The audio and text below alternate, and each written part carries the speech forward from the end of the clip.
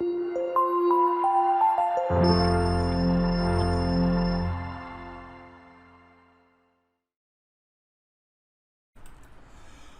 bem, doutor, estamos retornando então para o segundo bloco da aula de hoje. Estamos falando de imputabilidade e nesse bloco nós vamos falar da embriaguez. É um tema muito importante para o direito penal, para a análise do crime relacionado à embriaguez e, sobretudo, nos crimes de trânsito. Nós também vamos falar um pouco de crime de trânsito. Claro, existe uma lei especial, o Código Nacional de Trânsito, não é objeto da nossa aula. Vocês provavelmente terão a legislação penal especial lá no 5º ano e provavelmente abordarão aí os crimes de trânsito, mas eu vou trazer alguma coisa aí relacionada à embriaguez para nós tratarmos hoje desse tema muito interessante. Vamos passar para a lousa então. Olha aí a nossa lousa, Vamos falar de embriaguez. Embriaguez, e aqui está o nosso roteiro para nós falarmos desse tema. Então, olha só, a previsão, onde está previsto? O artigo 28 diz o seguinte: não exclui a imputabilidade penal a embriaguez voluntária ou a culposa pelo álcool ou substância de efeitos análogos. E aí ele traz o parágrafo primeiro, é isento de pena o agente que, por embriaguez completa, proveniente de caso fortuito ou força maior, era, ao tempo da ação ou da omissão, inteiramente incapaz de entender o caráter ilícito do fato ou de determinar-se de acordo com esse entendimento. A pena pode ser reduzida de 1 a 2/3 se o agente, por embriaguez proveniente de caso fortuito ou força maior, não possuía ao tempo da ação ou da omissão a plena capacidade de entender o caráter ilícito do fato ou de determinar-se de acordo com esse entendimento. Então nós estamos vendo aí que a questão da embriaguez adotou o sistema biopsicológico e nós vamos explodir isso aqui tudo e vamos estudar aí a temática da embriaguez. Então vamos ver aí o conceito, Doutores, anotem aí o conceito de embriaguez. É a intoxicação aguda e transitória causada pelo álcool ou substância de efeitos análogos. Vejam, quando a gente fala em embriaguez, não é só pelo álcool, Nós temos a embriaguez aí causada por outras substâncias que entorpecem, apta a excluir ou mitigar a capacidade de entender o caráter ilícito do fato ou de determinar-se de acordo com esse entendimento, cujos efeitos podem progredir de uma ligeira excitação inicial até o estado de paralisia e coma. Então, vejam só, nós temos aí que a embriaguez é de fato uma intoxicação. A embriaguez é de fato uma intoxicação, doutores.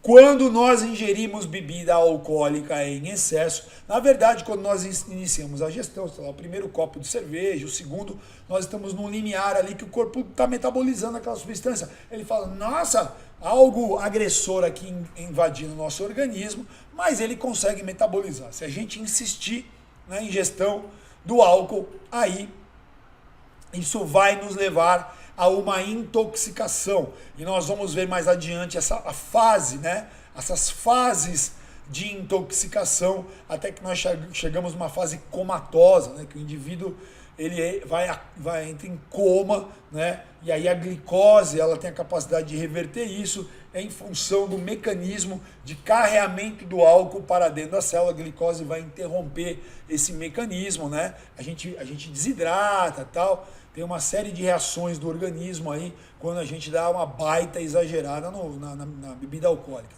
Então o álcool é o elemento principal de intoxicação, mas como nós vimos aqui, não só pelo álcool. Quando a gente fala em embriaguez, nós estamos falando em embriaguez por qualquer substância que tenha a capacidade de entorpecer o ser humano, Então não percam isso de vista. Vamos voltar aqui para a lousa, Então olha só, terminologia, a embriaguez, que não exclui, né, a imputabilidade penal, pode ser chamada de embriaguez aguda, embriaguez simples, embriaguez fisiológica. Então, famosa terminologia aí. Vamos ver embriaguez crônica, né? Embriaguez crônica, né? É aquela que compromete total ou parcialmente a imputabilidade penal, caracterizada pela desproporcional intensidade ou duração dos efeitos inerentes à intoxicação alcoólica, né? Então, o que acontece, doutores? A embriaguez crônica, ela é classificada pela medicina legal como um estado contínuo. É como se o indivíduo fosse, na verdade, um doente mental, como se ele tivesse uma enfermidade mental, né? É o que nós chamamos de toxicômano, ébrio habitual. Então esse indivíduo, ele passa, na verdade, a apresentar manifestações físicas, mesmo quando ele não está ingerindo a bebida. Às vezes ele tem manifestações físicas aí de embriaguez, né? De reações corporais, né? Até mesmo alucinações ou perda da consciência em razão da dependência química desse indivíduo. Então esse ébrio crônico, né, esse toxicômano, ele pode ser considerado pelo médico legista, pelo perito, como um inimputável ou até mesmo um semi-imputável. E aí o que vai incidir? Não é a norma do artigo 28 que fala da embriaguez, e sim a norma do artigo 26 que fala da doença mental, né, da enfermidade mental. Então, para a medicina legal, o toxicômano, o ébrio crônico, ele é um doente mental, ele é um enfermo mental. É alguém que pode ser considerado inimputável ou semi-imputável, a depender se ele é inteiramente incapaz ou parcialmente incapaz de entender o caráter ilícito do fato ou de se determinar de acordo com esse entendimento. Legal? Entendemos isso por enquanto, né? Guardem. É possível a embriaguez crônica afastar a imputabilidade, só que ela é considerada uma enfermidade mental e não afasta a imputabilidade pelo artigo 28, e sim pelo artigo 26. Legal? Seguindo então. Fases da embriaguez. Então, doutores, essas são as 3 fases que alguém pode percorrer aí, né? Uma fase mais leve, uma fase intermediária e a fase profunda de embriaguez, ou a fase final, a fase comatosa, né? Então vamos analisar cada uma delas, né? O conceito, quais são as características e as reações, né? Então olha só, na fase eufórica nós vamos ter uma excitação das funções intelectuais, né? É aquele indivíduo que quando ele começa a beber, ele se solta, aquela pessoa que muitas vezes é tímida, quase não fala, ela vai ficar excitada, ela vai ficar falante. É por isso que a gente tem, né, os bares, vamos analisar psicologicamente, então vem para mim aqui, ó, vamos analisar, né? Os bares são locais de ponto de encontro de pessoas, onde as pessoas acabam ali paquerando, se conhecendo, né? As baladas, esses locais são muito utilizados para isso, né? Locais de encontro mesmo, das pessoas, quem sabe, eventualmente encontrar aí o seu amor, a sua parceira, seu parceiro, enfim, a pessoa, né? Para conviver, para ser feliz. Mas não é à toa que esses lugares estão recheados de álcool, porque o álcool ele desinibe, né? O álcool leva a pessoa mais tímida, ela fica mais excitada, ela se sente, no início, né, da embriaguez, a primeira fase eufórica, ela se sente mais poderosa, ela consegue se comunicar melhor, ela consegue fazer uma abordagem à pessoa a qual ela se interessou, independentemente do gênero, sexo, isso não importa, ela vai abordar, né, ela consegue ali, ou seja, há uma redução do julgamento crítico do indivíduo, vai haver um comprometimento aí da autocrítica, né? Vai levar até mesmo nessa primeira fase a um certo grau de erotismo. A pessoa fica mais erotizada, mais sensualizada, né? Isso tudo é nessa fase, por exemplo, que as pessoas começam a dançar mais, né? Todo mundo se solta, rebola, homens, mulheres, pessoas, todo mundo ali mais erotizado, há uma desinibição, né? A pessoa vai até para vai até para um lado cômico, ela começa a contar piada, ela fica... Por isso que chama fase eufórica, tá? Então vamos passar para cá. E essa fase, ela é apelidada, ela é denominada aí pela medicina legal de fase do macaco, né? Já dá para entender por quê. O indivíduo fica engraçadão, né? Ele tá lá e ele quer fazer micagem, como dizia minha mãe, né? Essa expressão dos mais antigos, a micagem, que vem do mico, que é uma espécie de macaco, né? O macaco, para quem já foi em zoológico, ele é engraçadão, ele fica ali querendo aparecer e fazendo coisas assim. Então, por isso que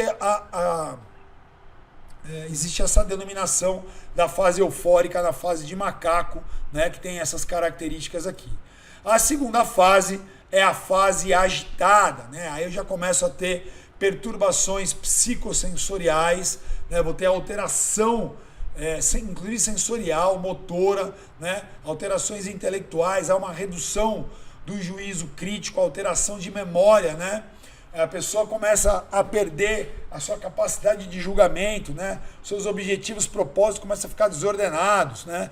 A pessoa começa até a ficar inconveniente nessa fase, até mesmo é aí que as cacas começam a acontecer. De repente o indivíduo perde controle, vai lá e toca alguém, né? Então, olha, se na fase eufórica há uma redução da crítica, na fase agitada o indivíduo perde a crítica completamente, né? Pode ter a desartria, ele vai ter uma alteração na marcha, a marcha vai ficar desordenada, né? Vai ter perturbações visuais, a própria fala já começa a ficar alterada, né? E aí, nessa fase, surge inclusive a agressividade. É por isso que ela é denominada, né? Ela é apelidada de fase do leão, né? É a fase do leão, olha aí, ó, o cara fica bravo, fica macho, né? Começa a querer arrumar briga.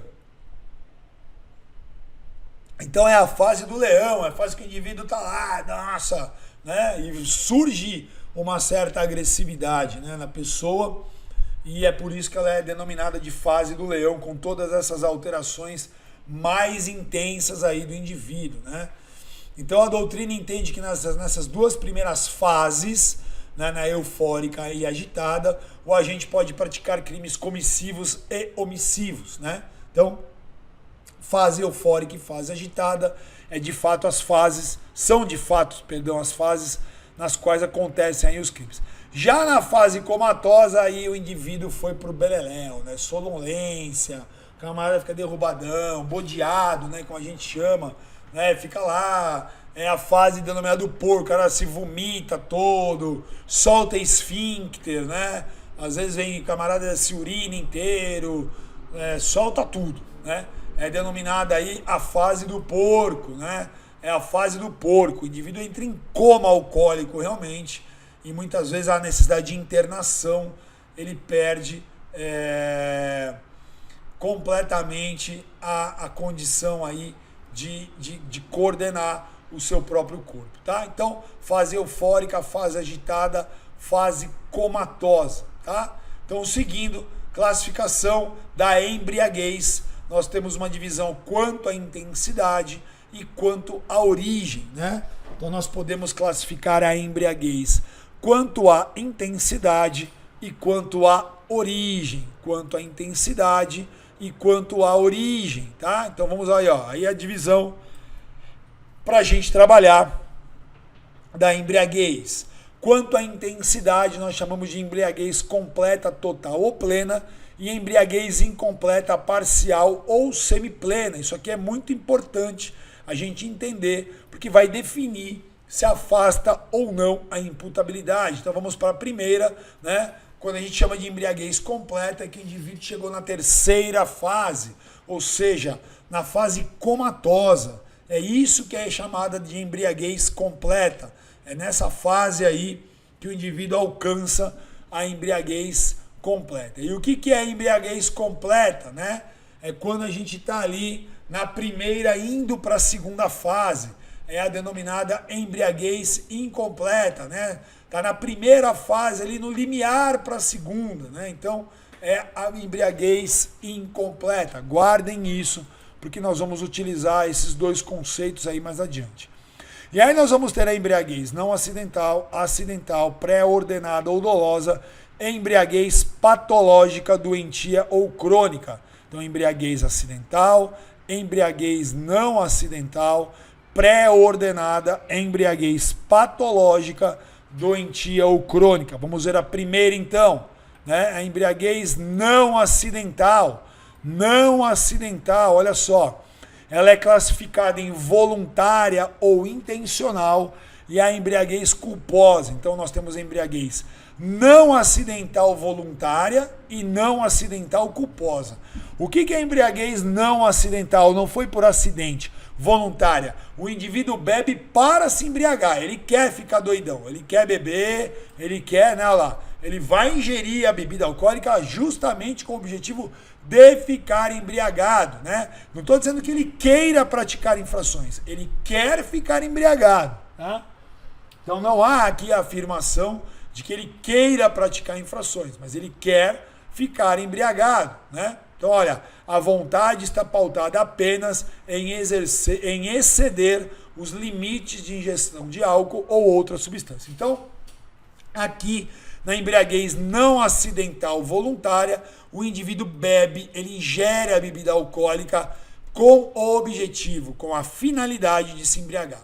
Já na culposa, o que acontece? Não é que o indivíduo ele quer se embriagar, mas ele vai bebendo, vai bebendo, vai bebendo, vai bebendo, vai bebendo, ele perde a mão, ele não percebe, e quando ele vai ver, né, quando a coisa está já fora do controle, né, ele já está embriagado. Então, por imprudência, por negligência, né? Eu tenho um primo, por exemplo, que se ele comer um bombom de licor, ele fica completamente chupeta, né? Então aí é a embriaguez culposa, é a pessoa que ela não tem a intenção de embriagar, mas ela acaba se embriagando aí, né? Ela vai bebendo, vai perdendo a mão e acaba ficando embriagada. Não por intenção, mas porque ela não soube, não teve cuidado, não observou o dever de cuidado objetivo, tá? Então a não acidental, nós podemos dividir a não acidental em completa e incompleta. Então olha só, a embriaguez não acidental completa, né? Não há capacidade de autodeterminação, mas não vai excluir a imputabilidade porque o indivíduo quis se embriagar. Ele desejou a embriaguez, né? Nós vamos estudar mais adiante, eu só vou falar agora da Actio Liber Causa, né? Esse instituto aqui da Actio Liber Causa, né? Eu fiz um gráfico, vou explicar para vocês mais adiante o que é isso. Neste momento vamos gravar o que? A embriaguez não acidental completa, ela não exclui a imputabilidade, porque houve o desejo do indivíduo se embriagar, tá? E a incompleta, não acidental, o indivíduo também, né? Ele se embriagou, não há inteira incapacidade de entendimento, mas ela também não exclui a imputabilidade. É uma embriaguez não acidental parcial, tá?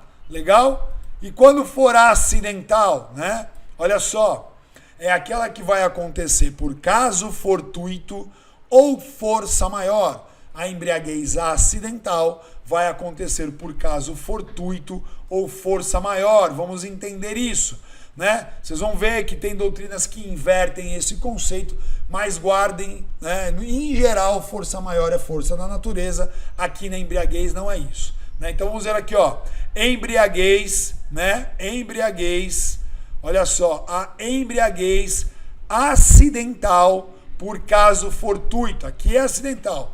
O agente desconhece, por exemplo, né, o efeito inebriante da substância que ingere ou desconhece a condição fisiológica que o torna sensível, suscetível a resultados mais intensos quando da ingestão da substância. Então, por exemplo, né, é engraçado, vem para mim aqui, deixa eu só fazer um comentário.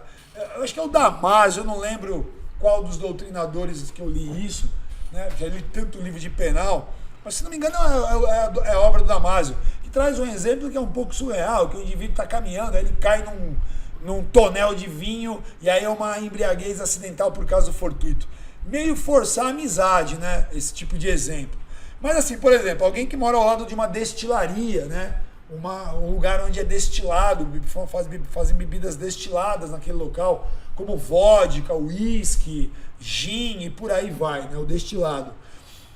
Então, por exemplo, os vapores daquela fábrica podem começar a vazar pela laje, né, pela construção ali, é uma casa vizinha, e aí o indivíduo vai ficando embriagado em razão daqueles vapores. Então seria um exemplo aí de embriaguez acidental por caso fortuito, ou alguém que faz algum tipo de tratamento e na composição da fórmula é colocado alguma substância numa quantidade exagerada que leva o indivíduo a embriaguez sem ele saber. Então é uma embriaguez acidental por caso fortuito. Beleza, doutores? Então vamos voltar para cá.